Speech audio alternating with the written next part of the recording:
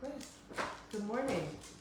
It is Monday morning. It is really early, but Chris just inspired me to get on here, and he inspired me because of what he just said, and I want to share it with you guys because I bet you that there are at least 3 or 4 people that are saying the same thing to themselves right now.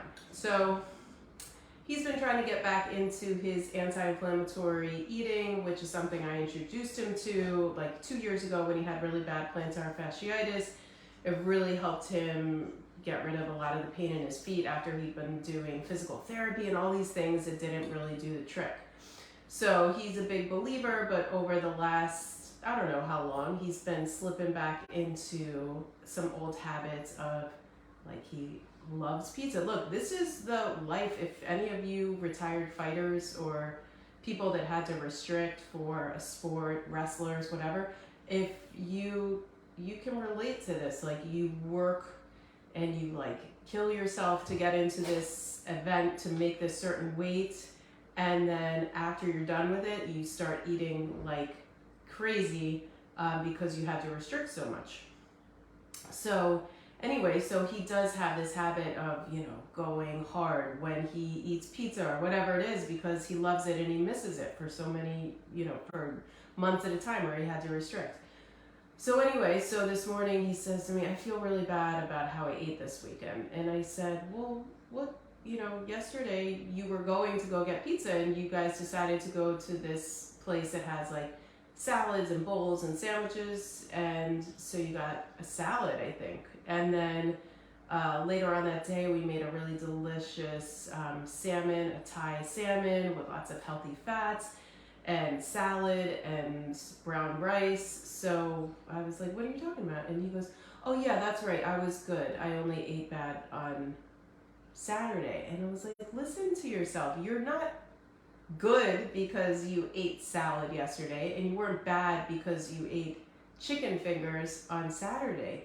You are who you are, and you make certain decisions depending on what's going on in your life at the time. And whether it's because you made the decision because you were upset, you were frustrated, you were stressed out, you didn't prepare your food on time, so you ate whatever was in front of you, you were like just in the mood to eat some ice cream or whatever it is, that doesn't make you bad. And eating a salad or brown rice doesn't make you good.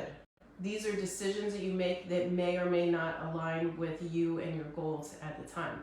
So once we start like detaching from the action being good or bad, or the eating or the food being good or bad, or us being good or bad, it's a lot easier to make decisions that feel really like aligned with the direction that we're going in. So I wanted to share that with you because it's Monday morning, and I am quite sure that plenty of you here have made some sort of decisions over the weekend that don't feel great. And what is that going to do for you right now? You can decide to make that something that will have you kind of restrict now this week and go back into the cycle of restricting and doing what makes you feel like you're a good person or you're a healthy person, which could be actually really unhealthy for you. And then at the end of the week, it'll make you go through this whole cycle again of just eating like everything in front of you, and then later on you feel really unhappy with yourself. So I wanted to share that. I hope this is helpful to you. All I can say is if you did make a decision yesterday or over the weekend that doesn't feel aligned and feels like, oh, I feel bad, I feel like I'm a bad person, I did bad things. If you're feeling like that, the best thing you can do right now is clear your thoughts, get a little bit more neutral with figuring out what decision you made and then how you can change it next time, how you can handle that situation differently next time. Or maybe next time it is that you can eat the bowl of ice cream and not feel bad about it and not make that mean anything about you as a person, right?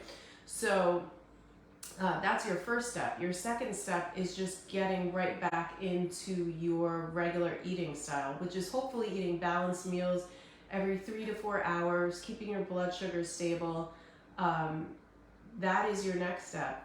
So you're releasing the guilt and kind of collecting the data and understanding why you made the decision you made, then getting back to your healthy, or your balanced eating every 3 to 4 hours. And then lastly, just moving your body, okay? Like not staying stuck in front of your computer or on your couch watching Netflix or whatever it is. Not that those, again, are things that make you bad. They're just not things that kind of lift your spirits up and make you feel better when you're kind of in a little bit of a funk or feeling bad about some decision you made. So again, I hope this was helpful. I wanted Chris to come on screen to share his thoughts, because then we ended up kind of laughing about what he said, and he felt better about it. But it happens to all of us, okay? Whether you are a woman who's been conditioned her whole life that she's bad if she eats ice cream or candy, or if you're good if you stick to your diet and eat salad, whether you are a competitive athlete who's had to restrict, we've had all these messages in our head of what makes us good and bad, and it's time to just get a little bit more neutral and collect data, so that we can make the changes that we want and feel okay when we want to have ice cream or pizza or whatever it is, okay? Have an amazing day. I hope this was helpful. Talk to you soon. And if this was helpful, share it with a friend. Talk to you soon.